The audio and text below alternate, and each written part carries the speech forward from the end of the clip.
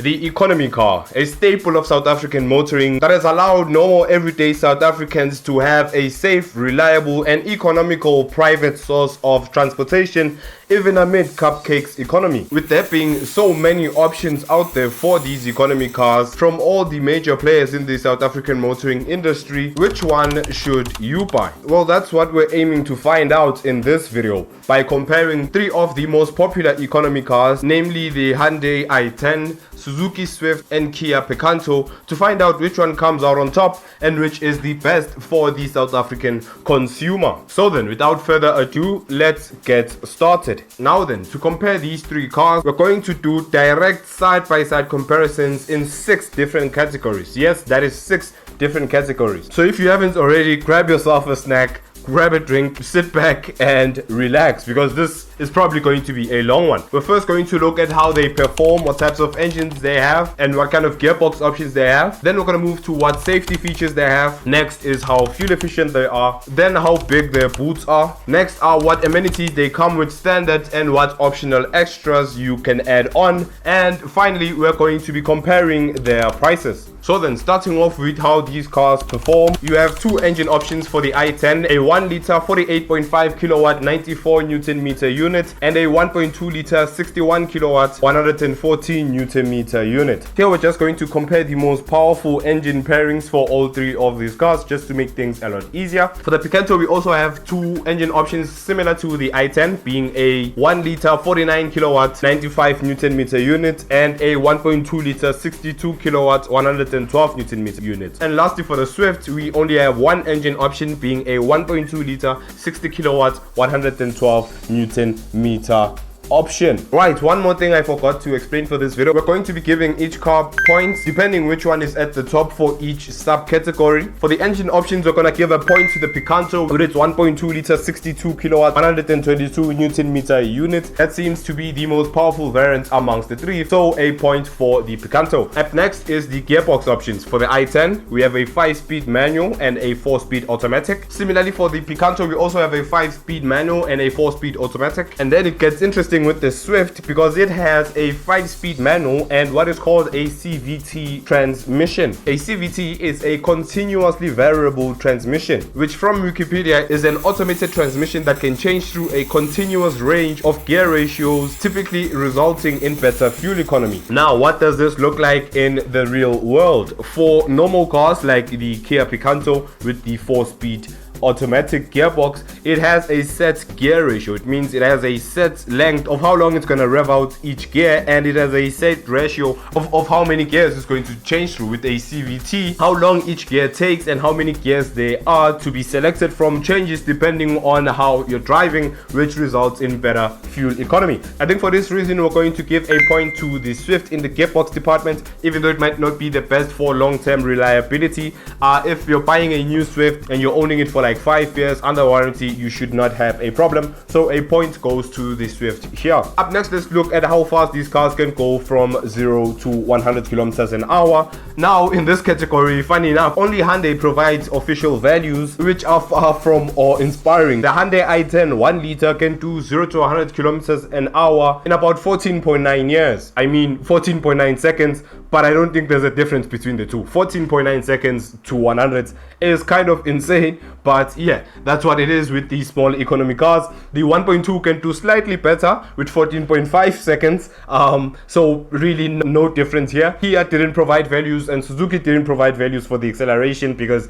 yeah, as you can see from the i10 values, they are kind of a joke. So a point goes to the i10 here by virtue of the other 2 being disqualified. Now then, moving on to the second category is how fuel efficient these cars are. The i10 sports a 37 liter fuel tank, the Picanto a 35 liter fuel tank, and the Swift a 37 liter fuel tank, the same as the i10, so they both get points in this regard. In terms of fuel consumption, we're going to look at 2 values. We're going to look at the value that the manufacturer claims, and then we're going to look at what Auto Trader was able to get when they actually tested the cars. So for the i10, we got 5.5 liters per 100 kilometers for the 1 liter and 5.9 liters per 100 kilometers for the 1.2. That is what they claim, and Auto Trader was able to verify those values. They basically found the same ones. For the Picanto, I am not sure which engine this one is, but we have values of 5 to 5.5 liters per 100 kilometers according to Auto Trader. Was not able to find fuel efficiency values from Kia, so 5 to 5.5 liters per 100 kilometers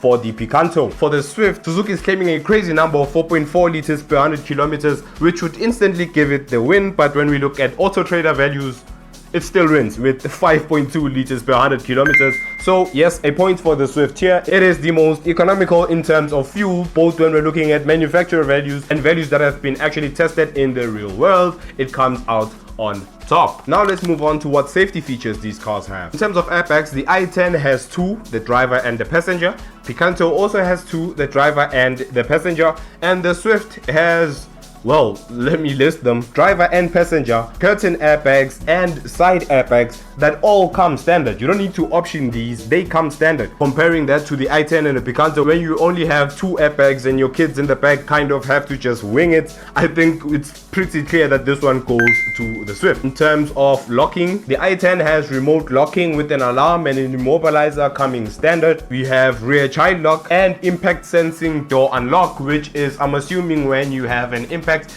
if the doors were locked, it unlocks them to make it easier for you to get out, or for people helping in the accident to get you out. The Picanto also has remote central locking and an immobilizer and child lock, and the Swift also has the central locking, immobilizer and alarm. I'm not sure about the child lock, it probably does, but that does not make a difference because the i10 wins this one by kind of a landslide. That impact sensing unlock feature really just coming in clutch for it in terms of locking. Moving on to driver assists, the i10 comes with a standard parking camera, rear park distance control, which is the sensors and the beeping, ABS, and electronic brake distribution, EBD, as standard. Unfortunately, it does not come with ESC as standard, which is electric stability control, which is something you kind of want, especially if you're a less experienced driver. You really want the car helping you as much as possible, but maybe the others have it. Let's take a look. The Picanto has ABS standard, EBD standard. ESC is only available for upper spec EX and EX Plus models, not the base model LX.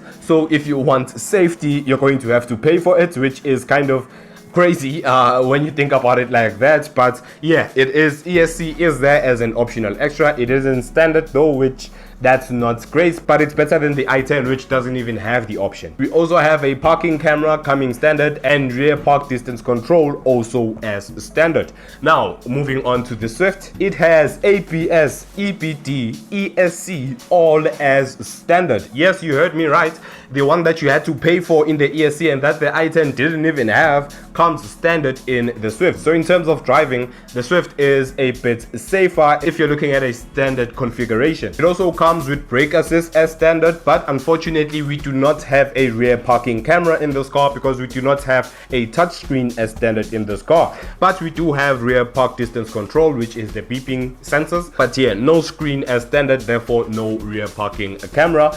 But I think a point will go to the Swift here for the express reason that it's standard. It has all of the driving assists available, making it a lot safer for beginner drivers, especially driving like in the rain or something like that. A point here goes to the Swift, even though it doesn't have that rear parking camera. In terms of ISOFIX, which is where you attach your baby seats for, well, your babies, all 3 cars have 2 ISOFIX points in the back. So it is a tie in terms of points. They all get points here. Right then, let's move on to boot capacity. The i10 sports a 360 liter boot, the Picanto a 255 liter boot, and the Swift a 265 liter boot. Point goes to the i10, which is surprising for me because I would have expected the point to go to the Swift here because it looks like the bigger car from the outside, but looks can be deceiving, and turns out the i10 is bigger than it looks. Now let's move on to the real juicy stuff, which is standard features and optional extras. These are all based on the manufacturer brochures, so if there's something that I left out, it's probably because it was not in the brochure or I missed it somehow, but probably didn't miss it, it probably wasn't in the brochure. So yeah, that's how I listed all of these features. Now starting with standard features, the i10 has second row passenger air vents, 8-inch infotainment touchscreen, Apple CarPlay, Android Auto, voice control, 4 speakers, front USB Type-C connection, front and rear USB connection, multifunctional steering wheel, and electric windows. Pretty packed for a standard car without any optional extras, but the Picanto just kind of does one better. We have an 8-inch infotainment system, Apple CarPlay, Android Auto, voice control, 4 speakers, USB, a multifunctional steering wheel, electric windows, one touch on the driver's window, heated side mirrors, leather steering wheel, and leather gear knob. Although they do share features, Picanto does seem just a bit better option. Let's take a look at the Swift to see how it fares. Not very well. It has no screen, just a small LCD display like I already talked about. It has no Bluetooth, no USB in the front console, no steering wheel controls, halogen projector headlights, which are kind of just halogen headlights. They're not even, I shouldn't even have put them in the list. They're not that special, they're just halogen headlights. It does have electric adjusting and folding mirrors though, and electric windows. Yep, Swift really struggling in terms of standard features here. We're gonna see in the options if it fares better, but in terms of standard features, the Kia Picanto takes it. If you're looking for a base model car, that is the one to buy. Now looking at optional extras, the i10 has the option for artificial leather steering wheel, 15-inch alloy wheels, gloss black front grille, two-tone colors for roof, rear spoiler and side mirrors, LED DRLs, heated electric folding side mirrors, one-touch driver's side window, ambient mood lighting, auto headlights, seat back pockets, optional park assist, and optional cruise control. A lot of options, but not quite enough, as we will see when we look at the Picanto, which has 15-inch alloy wheels, rear occupant alert, mud guards, twitters, storage box, start stop button and smart key, high gloss center fascia, leather seats, tinted front door glass, auto headlights, illuminated driver's vanity mirror, which is the small little mirror that you use to look at yourself and fix your makeup or whatever, seat back pockets, solar windscreen glass, tinted front door glass, and folding side mirrors with indicators. Way more options to choose from, obviously. Way more expensive if you want a fully loaded car, but yeah, you kind of have to pay the price if you want some of these options. Moving over to the Swift, and this is where we stop playing games. So let's take a look at what they are. We have 15-inch alloy and polished alloy wheel options. We have LED projector headlights with guide me home technology, which I think is when you're at home, switch off the engine and you get out, it kind of lights the way for you, guides you home, as is in the name. Next up, we have optional front LED fog lights, LED DRLs, auto folding side mirrors, leather covered steering wheel, 7 or 9 inch display, steering wheel controls because we now have those 7 or 9 inch screens, keyless entry and push to start, auto aircon, Bluetooth, CarPlay and Android Auto, optional cruise control, optional rear view camera. Now, a lot of the features that this car has as optional extras, the Picanto and the i10 do kind of have them standard. You can't just be looking at the sheer number of features and just saying, yeah, the Swift wins this one just because it has the most optional extras. A lot of those features, those two other cars have them standard. You don't have to pay extra for them. So taking away those features that those other cars have standard, the only things that really stick out here are the wheel options, the headlights and the fog lights being LED. That's a big plus. Then the keyless entry and the automatically folding side mirrors, that's also a plus. But in this category, I think once again a point will have to go to the Picanto. Seems to have a lot of optional extras that actually add to the car, not stuff that other cars have standard like the Swift has. Now then, moving on to the warranties that come with these cars. This is where we start getting to the more important stuff. The i10 comes with a 2-year or 50,000 kilometer powertrain warranty and a 5-year 150,000 kilometer general warranty. Picanto has a 5-year unlimited kilometer warranty, and then for the Swift we have a 5-year 200,000 kilometer warranty. Once again, I think we're gonna give a point to the Picanto here. Not only does it have the same number of years as the Swift, but it doesn't give you a limit in terms of the kilometers that you cover in those 5 years, and especially if you're using it maybe for work or you travel a lot, that can come in handy to have a warranty for the full 5 years for however many kilometers you're going to travel.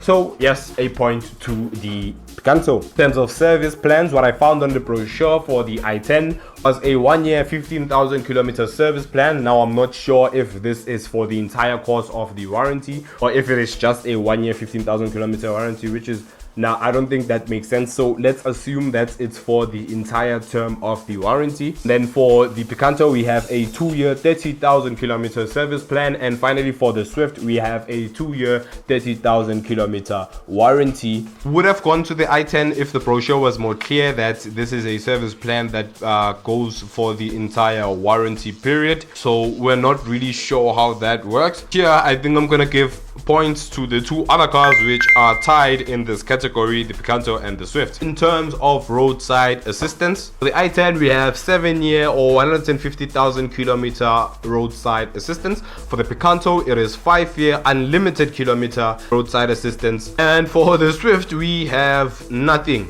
We have air. We have nothing at all. It seems to be kind of an optional extra for the Swift, something that you pay month on month, which, well, then obviously it's not gonna get a point there just because that is insane when the two other cars have free roadside assistance. And especially when the Kia, yes, it's capped to 5 years compared to the i10's 7, which is better because it's longer, but the kilometers are uncapped. With the i10 roadside assistance, you're probably going to get to 150,000 kilometers before you get to 7 years, so it is probably going to last you maybe 4 to 5 years if you're using the car regularly. Whereas with the Picanto, you can do however many kilometers you want in that 5-year period, which I think is just better. Let me know your thoughts in the comments down below for this verdict, but a point to the Picanto. This is starting to sound like I'm a bit prejudiced, but my sister has an i10. I've never driven a Picanto before, so I can't be prejudiced to something that I'm not familiar with. It just seems to be the best of both worlds in this regard. Now let's look at what these cars cost. We're going to be looking at the standard prices here, obviously, just so we have a fair comparison, and we're going to be looking at prices straight from the manufacturer. These are not going to be Auto Trader values or anything else. These come straight from Hyundai, straight from Kia, straight from Suzuki. So the lowest price I was able to find for the i10 is 224,900 rands. The Picanto starts at a slightly higher price of 239,995 rands, and the Swift comes in Swift with that was a horrible joke. I am extremely sorry. The Swift starts at 219,900 rand, so obviously a point to the Swift here, but taking into consideration everything we've learned in terms of the standard features with these base prices, I'm not sure that the Swift is the best option. We have done a tally and given point to the best car. So then it was close between the Picanto and the Swift, but the Swift comes out on top in terms of the point. But if you were to ask me, I would probably get a standard Picanto, because when you're getting a Swift, yes, the price is lower, but you do have to add a lot of the optional extras, which can kind of add up. But I've never driven both, so one day, once I've driven both, then I can come out with a conclusion. But the i10 is kind of out of the picture, unfortunately. Just did not weigh up to the competition, which was just kind of better in a lot of ways. Let me know your thoughts down below. Let me know if you own any of these cars or want to be owning one of these cars, and if this video helped you make your decision. But that's it for this one. Until the next one, goodbye.